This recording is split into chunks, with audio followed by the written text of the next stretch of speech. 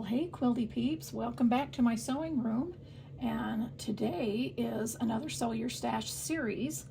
Plus I'm going to double up with my hometown 5-inch blocks because we are making a bunch of hometown 5-inch blocks. Pull these out right here for the hometown sew along that we're doing, but I wanted to put these tutorials of these 10 different blocks. So I'm doing 10 different tutorials because I want to double up doing the tutorials for the sew along, but I'm also going to be making a quilt for my bed out of the hometown fabrics and out of these 5-inch blocks. And so I am going to be doing separate tutorials for that. And also, you know how I like to give you two sizes of blocks, I'm also going to give you the cutting for a 10-inch block. Okay, so this is block number 1, hometown block number 1. This is the 10-inch size, and this is the 5-inch size. And so far I have 12 of these blocks done, and I'll be making 13, but I'm going to be making several of each one and all different color combinations from hometown because, like I say, I don't even know, probably next video when I do block 2 I'll have that figured out so I can let you know how many blocks I need for my quilt. But for right now I just know it's a bunch of each of the 10 blocks, and maybe at the end of this the 5-inch and 10-inch series, maybe I'll throw in a few more 5-inch blocks that aren't in the quilt, in the hometown quilt, just so they can be in my bed quilt. And of course I will do a tutorial on those. But because I wanted to show you two sizes, I'm going to make one 10-inch block of each of these blocks, and then I'm going to make a table runner out of these 10-inch blocks. And so I'll show you that at the end also as we go along. I'm going to be doing 2 tutorials a week, and so in 5 or 6 weeks, depending on how many I add at the end, 5 or 6 weeks we'll be finished with the 5-inch block tutorials and the 10-inch block tutorials. Okay, so block number 1, let's talk about what we need for that. We need 4 1.5-inch squares for the corners. We need 1 1.5-inch square for the center, and of course I'm telling you this cutting, but the cutting will be in the video description, so you can jot it down there. If you're not doing the hometown sew along, then you'll need this cutting. If you're doing the hometown sew along, you already have this cutting. And then we need 4 2.5-inch squares that will become these triangles.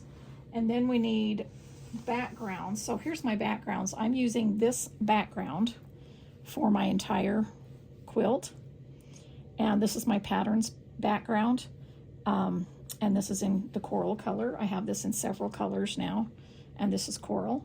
And so what we're going to need is, I just have a bunch of these backgrounds cut, and I'll talk about the cutting of all of these blocks like in my next video in a few days. So we need 4 1.5-inch squares, and then we need 8 1.5 by 2.5 rectangles. So let me just, there's 4 and there's 8.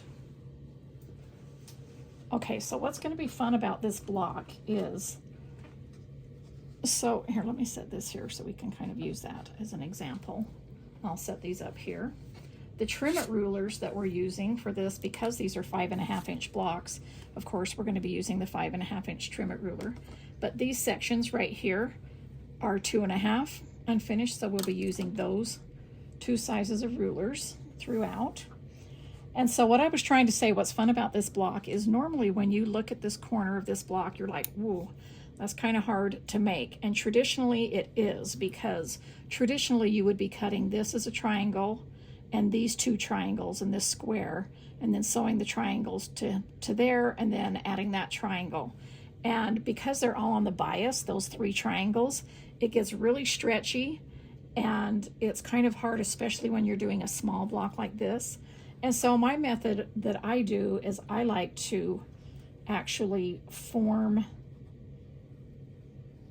that like this, meaning we're going to be sewing that together right there and then we'll be doing an easy corner triangle after they're sewn together.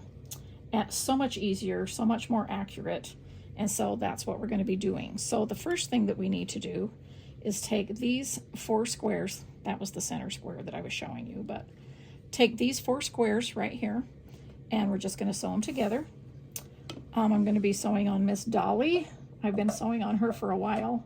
It's probably time to switch her out for another one. I usually sew with each of my featherweights for about a month or so, and then Mr. Honey will bring me up another one from the barn. They're all stored in the barn in their cute little cases, and then he brings me another one, and before he puts it away, he oils it and cleans it and everything for me, and then that's nice and ready for the next time when it gets pulled out. And that's how I maintain them. Or I should say, when I say me, I mean, when I say I mean Mr. Honey, right? That's how he maintains them for me. And so this is Miss Dolly. And so I've got my Seam So Easy taped right on here. And I'm going to be using this line right here for the 1/4 inch seam allowance. And I'm going to be using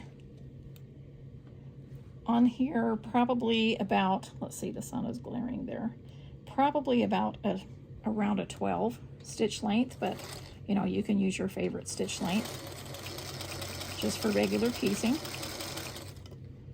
And I'm going to chain piece these 4 and just feed them through the machine, making sure everything's lined up.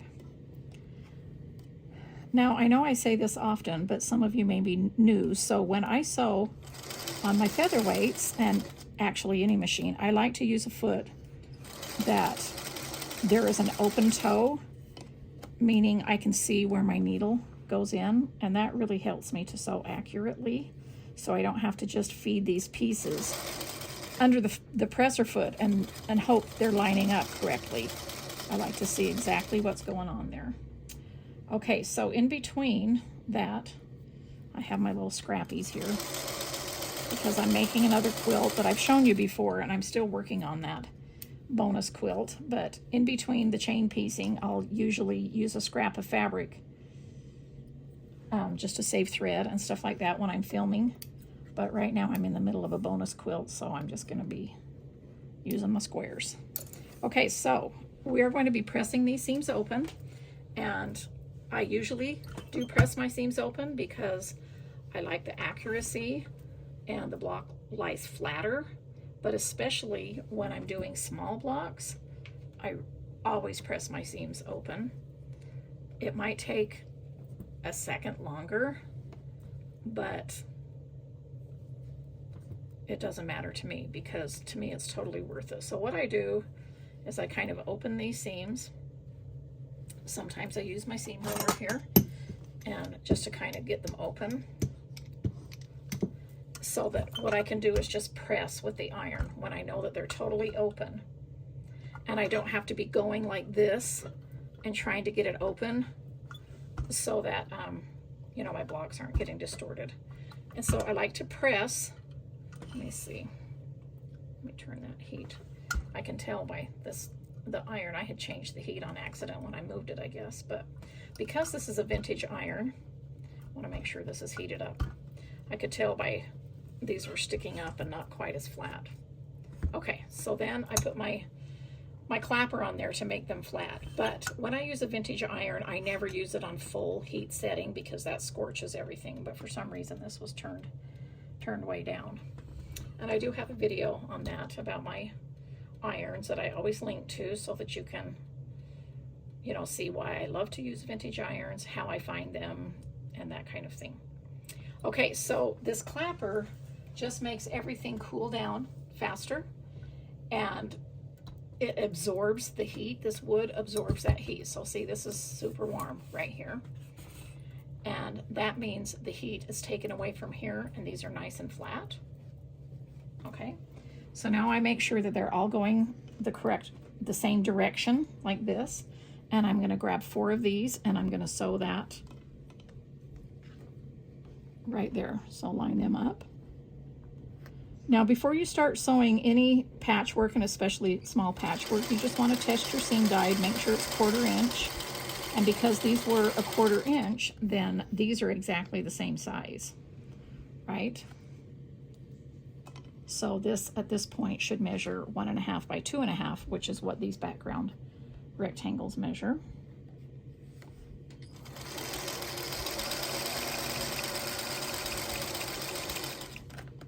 I'm just going to run these through. I really like sewing scrappy blocks this way, and this this whole entire series is just using 1.5 inch squares and 2.5 inch squares, and so it's easy to use out of my scrap basket. So of course, just because I'm doing hometown doesn't mean you need to. These are perfect for leftovers. I love little blocks to do that. Okay, so this is my bonus that I had left over, so I just throw them in there, and I'll just be feeding another one through here. And then when that bowl gets full, which it almost is, then I'll press those seams open and put those into blocks and start another little pile. Okay, so now I take these over, and I'm going to press these open as well, but I'm going to set my seams. It just kind of, when I'm setting my seams, it just kind of, I mean, I'm sure there's a better word for this, but it kind of squishes them together and squishes the bobbin thread and the top thread kind of nice together.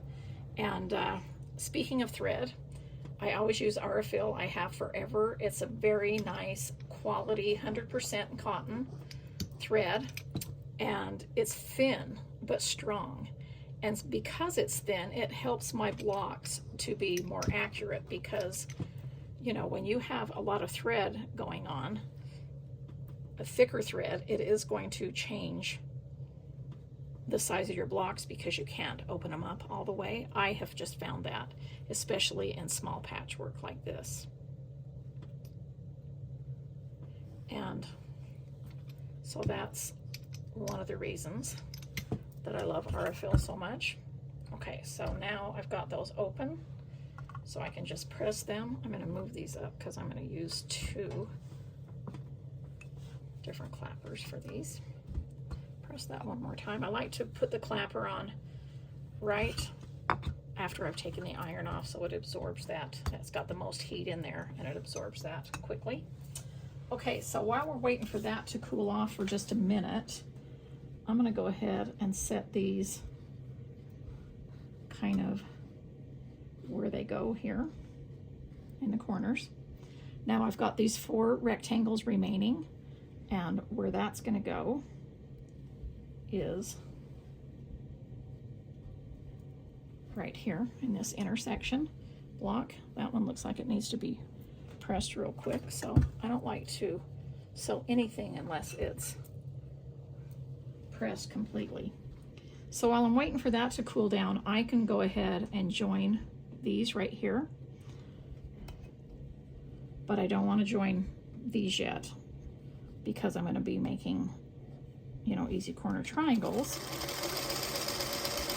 with those other 4. And so what I'm going to do here is, before I press this one little center one, there's my bonus, I'm going to go ahead and sew the rectangle onto the other side, and then I'll press both seams at the same time.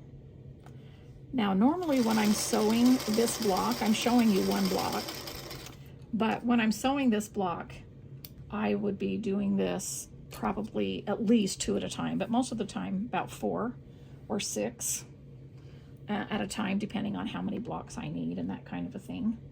But so I'm always saving time, and that you'd be surprised on how much faster you can sew blocks if you're doing it more than just 1 at a time. Okay, so over here I'm going to put those up and make sure that those cool down before I use those again. I'm going to bring these segments right here. I'm going to set this seam both ways. See how before it was kind of gathery and wrinkly, now it's nice and flat. Then I'm just gonna open that up. I'm not stretching, really. I'm just opening it up and then opening that up all of the way. And that's why I like this flat. It's not curved, this flat roller right here. And I'm gonna go ahead and grab another clapper, one that I know is cooled down because I haven't used it recently. Okay, put that on there.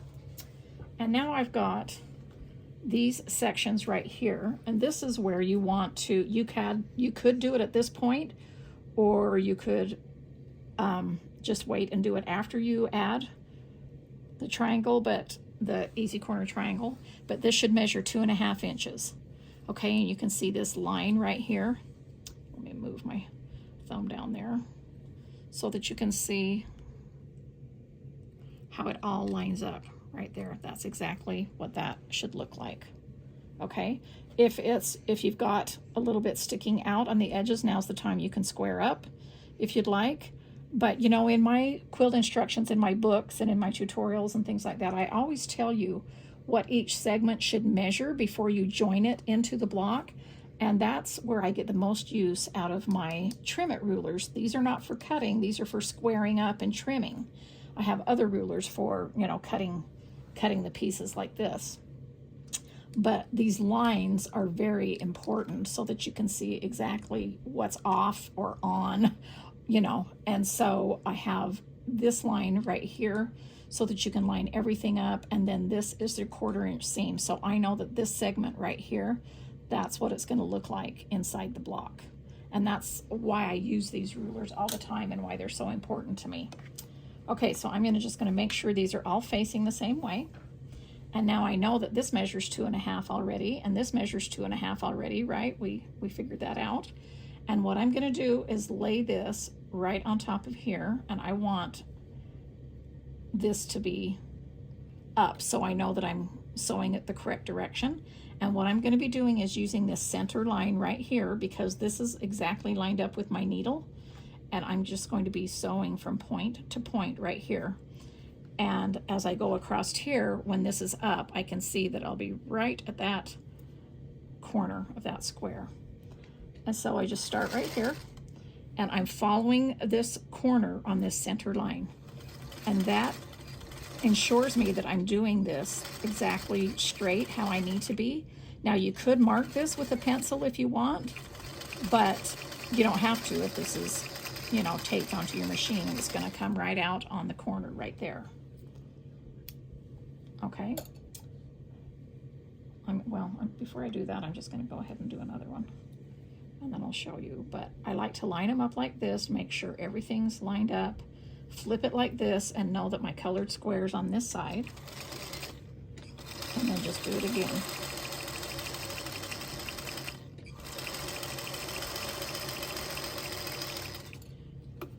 So now you can always test it before you trim this off, because you will be trimming it off. And when I say test it, just open it up and see that's right there at that point.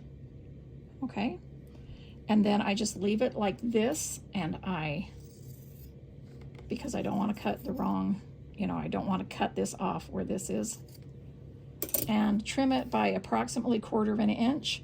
Now these are small. I cannot get 1.5 inch square out of this. These are very, very small. Here's my 1.5 inch. So you can see that's way smaller than 1.5 inch. So this is how I decide that I'm going to discard these pieces or use them for scraps of fabric to run, you know, in between my clothes lining. But I always use my trimmings from my triangles if I can get a 1.5 inch square. So for instance, because these are larger, I'm sew this exactly the same way, but because these are larger, I'm going to have a larger trimming. So I can cut either a 2 inch square or a 1.5 inch square as big as I can with those squares. I will trim that off and cut it.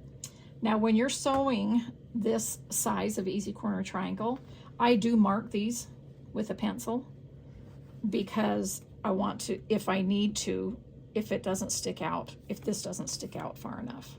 Okay, I don't have to do it with the small ones because, you know, this sticks out far enough, but that's just what I've always done. And so You can mark them with a pencil if you want to, but this definitely just saves time. And most of the time, this works for every size. Okay, now I've got one more I'm gonna run through. And I always open it up before I trim. I want to make sure that's lined up right there. You can pin this at this point, but I find with these smaller pieces, the pins just kind of distort it. I just use my fingers as my pins and I just control, you know, where it goes. Okay, now I'll run this one through.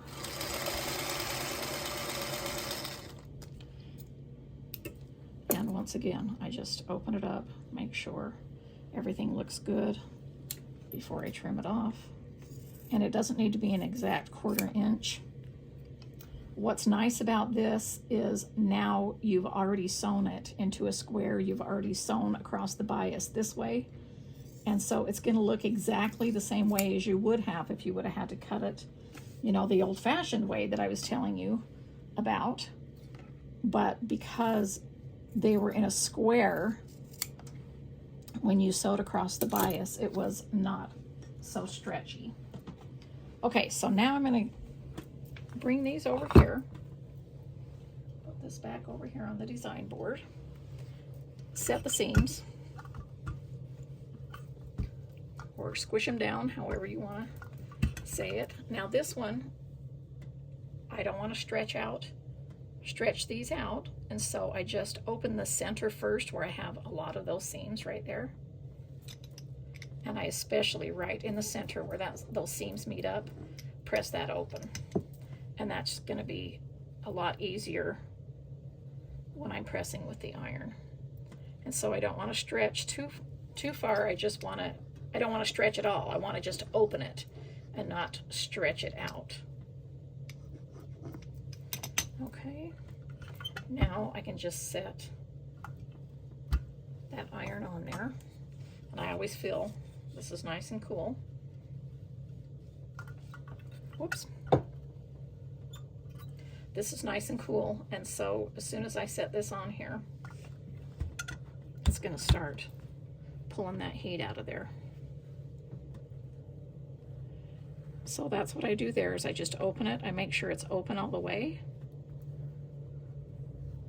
Kind of use my fingertips.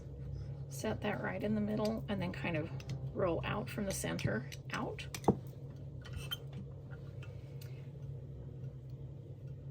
I really like sewing these little small segments and using little bits of fabric, especially if they're, you know, just leftovers that I've used for trimming off. And y'all, if you've watched this series before, you see how I save my scraps. I'll talk about that more in the next video. Right now, I just wanted to introduce you to the series of these 5-inch hometown blocks and 10-inch bonus block, and talk about that. And I'll talk more about the cutting and things like that in next video. Okay, now we're going to let that cool down for just a minute, and then we're going to pull that ruler out and check our work and see if anything needs to be trimmed off. And hopefully it doesn't, but sometimes it does, and that's not a big deal. Your block is just going to be more accurate to check in between. Even sometimes I'll go through and not have to trim it all, but just knowing that I laid this ruler up next to it, you know, helps me to know that yes, I'm going the correct way and this is going to fit. So what we're going to do is lay this up here, and this should measure exactly 2.5, and it does. And you can see, let me see if I can get it at the right angle. You can see that this line right here goes right across that line, and that line goes across that square, and that's exactly where it should be. Now this block I'm going to set right here so that the triangle is going in towards, the point is going in towards that center. I'm going to check this one real quick. Just hold it up there, see if there's anything hanging off the edges. There is not. And so I'm going to set that one there. These should be cool enough. I'm going to do the same thing. And this is what I do throughout anytime I'm making a block. I love these trim it rulers. I have them in so many sizes. Okay, so there's that one, you can see. And my design boards are also essential for me because I make sure that I have everything going the correct way. So I look at that, either look at the photo, look at the sample block, and know that those are all going the correct way so that I can begin sewing them together. So what I'm going to do is sew this into a row, and this into a row, and then join those three together.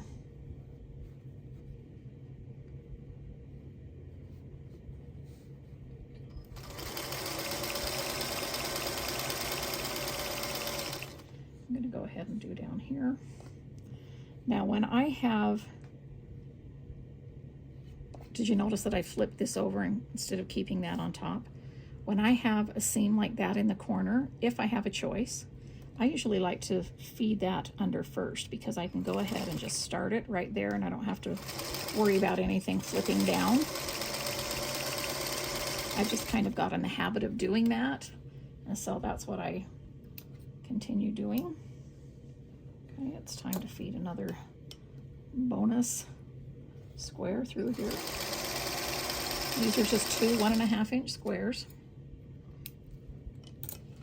I'm going to go ahead and set these seams, and you know the drill by now. Just open them up, and especially where these seams meet, I'm going to push and get that flat as I can.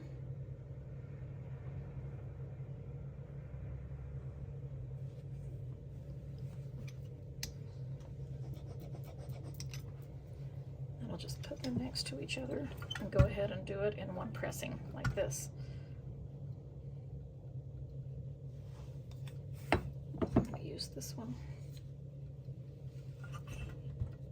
Set that on there. Sometimes I'll add a little tower if there's a lot of seams, meaning just more weight to kind of, you know, I call it quilty physics. I just think it's going to be flatter originally because of all the weight on there. And so that when this pulls the heat out, it's really going to be flat. Okay, so we're just going to let that sit for just a minute. And so the 5.5, I guess I can talk about this right now because this one's already finished, is I just hold that up there and look at all those lines and see if I need to trim anything off. I'd say that looks pretty good. There is, I don't see anything that I need to adjust. I think that's going to go in there. It's probably a glare right there, but I don't know. I'll turn it back and forth like this. So hopefully you won't get, you'll get at least one angle that there's no glare in it. And see how nice and flat my blocks are with the seams open. You can also test it from the back. You might be able to see some of the lines easier, some of the seams, to see if your seam is off. If it's smaller than it's supposed to be or larger than it's supposed to be, I would take this trim it ruler and test it from the back. And because there's lines on every 1/4 inch and things like that, then you can see if your seams are too large. If they don't, see how that goes right to the 1/4 inch, those little dots. And so I can tell that's a correct 1/4 inch seam because it was folded in like that. If it's not, if it goes past that or if it goes under, then you know what your problem is your 1/4 inch seam. And so this is just kind of a nice way to keep things accurate. And it is, you know, we always want to be accurate with our blocks, but it is much harder to get an accurate block when they're smaller pieces unless you use a method, you know, like this. Okay. Let's see what this looks like under here. I've got my little sections here. Now I'm going to put them back on my design board the correct way, because obviously I could have switched them like this and then sewn it together wrong. So that's why I like the design board like this, so I can just know what segment I need to grab next to go ahead and add. Okay.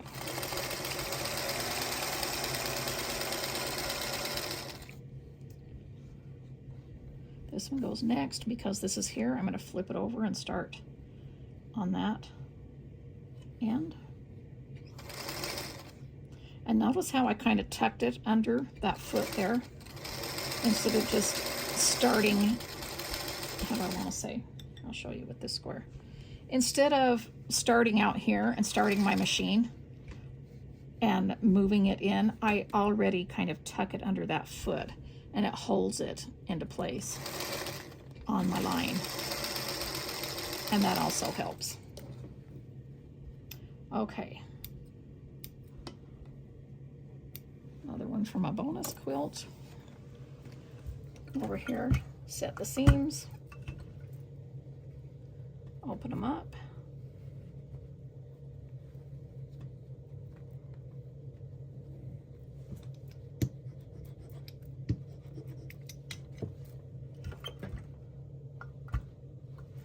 Now I'm going to turn these and use two different clappers.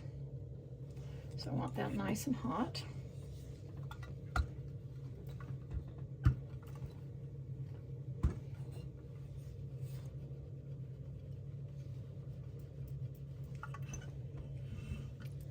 Okay, and again, I'm going to set those on there.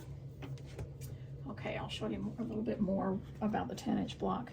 Now with the 10-inch block, you can see that even though it's a 10-inch, I still did my seams open, and I really like that. And it helps it to be more accurate. I should have, I guess I didn't pull my 10.5-inch trim it ruler in here, but I do the same thing with that with 10.5. And then this is going to be 4.5. And so I will write down these measurements here, but you know, it's just twice as big. So these are 2.5-inch squares instead of 1.5. And instead of cutting 2.5-inch squares for these, it's going to be 4.5. And then these are going to be 2.5 by 4.5 cut, these 8 rectangles, and then 4 2.5-inch blocks. Okay. I think that'll be a fun table runner to do those. Okay, let's set these over here. Now, I can also take this right here, even though this is a square, I still use these to make sure that height-wise, this is correct. Now I'm trying to get it in my hand so that you can see it, but you can see that height-wise, that's correct. And these center lines right here line up how they're supposed to. Okay, so I can still tell that that segment is good because it's a quarter. I'm moving it like this, but here, let's take it over here. Let's do it flat. Okay, so I can tell that this is good to go because see how these dots are right here in between the 1/2-inch marks? That's a 1/4 inch. So I can see that that's my seam allowance there. So that's good. And these all line up here from top to bottom and side, and this lines up, and I know that's good to go. Okay, so they're even helpful when you're not doing just square segments. Okay, so once again, I'm going to lay that there because I don't want to make a mistake after I got sidetracked and move things around. I always put them back on my design board. And what I'm doing with this is I am lining this seam up with that seam up right there and kind of holding my finger right there. And then I'm going to kind of make sure that I start like that, and I'm just going to keep that there. If you want to, you can stick a pin in, or you can stick a double pin in. These are my double pins right here. And how I use my double pins is I just barely poke them in. I don't poke them in like that. And there's one on each side of the seam, and you can sew over them. And so because there's one on each side, there's no way that can what do I want to say, shift as it goes under your machine. So a lot of times I'll do that. Once I get past one seam, then I'll line these up and just make sure that they're on top of each other like that, so that when I run them through. So sometimes I pin. If I do the double pin, and I just poke it in. And well, I'm getting a lot of bonus quilts. quilt blocks done, because little segments, because I'm just doing one block at a time. Okay, and then I'm going to go ahead and sew this to the other side. But before I do that, I'm going to hurry and set this seam, just because, see, I like that nice and flat right there.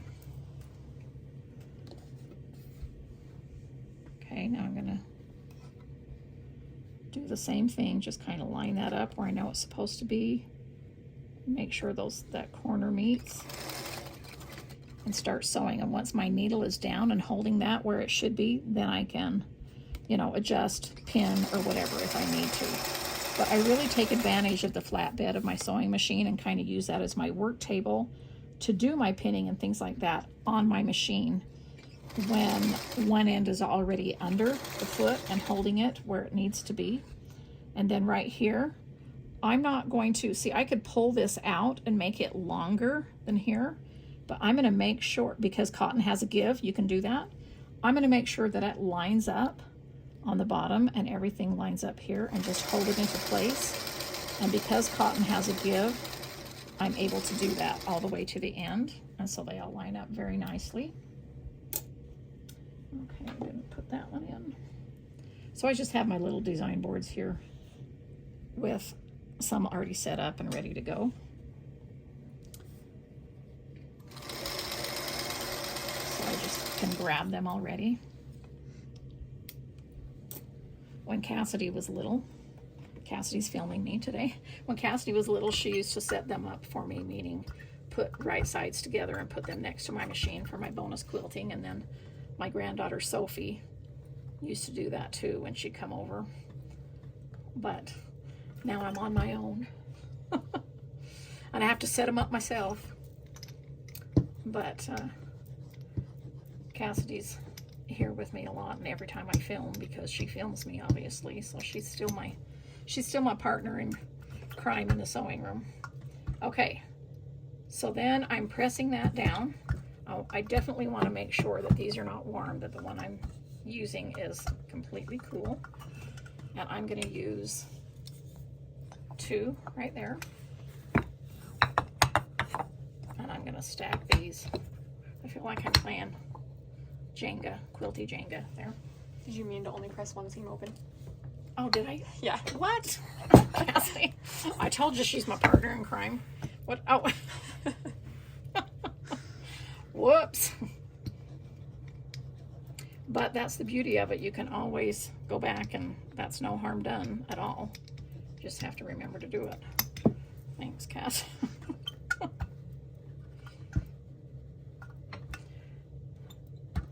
I mean, that was good you told me, so I didn't have to lift off the clappers and, you know, say whoopsie again. Okay. So also, when I'm doing these blocks like this, sometimes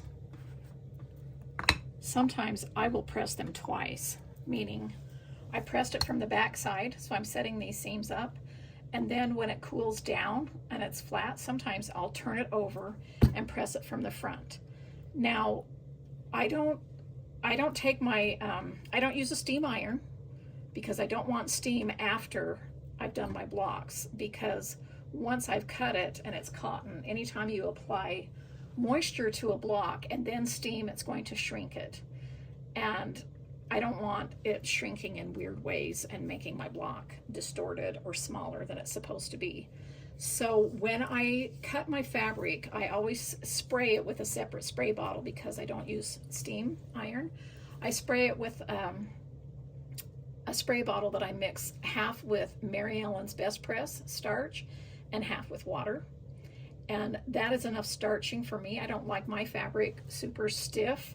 I like my fabric to be soft and have a give, just for the reasons like when I was showing you here at my machine, how I like it to be able to have some give so that I can control it. If my fabric, personally, I find that if it's very stiff, you have no choice but to just run it through, and whatever lines up, lines up. And I like to have a little bit more control. Plus, I'm a paper crafter, and I enjoy the stiffness of paper. When I'm working with fabric, I enjoy, you know, that softness. but I do like starch, just not heavy starch, because it does stop your edges from fraying as much as they might.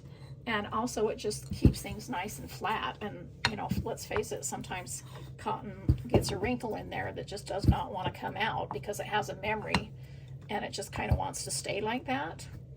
And so there's my block right there. Let me grab my ruler, lay it on there. I know it's a glare, but hopefully I can lay it on there so that you can see that looks really good. It's 5.5. If it was off, again, I would maybe turn it around onto the back side and see, you know, if my seam allowances are too small, too large, and that kind of gives you the answer. And sometimes I go ahead and press from the front again and stack all these up, but this looks great. And let's see. Let me grab this extra one that I have under here so I can display it nice. So now I've got 13 of these small ones.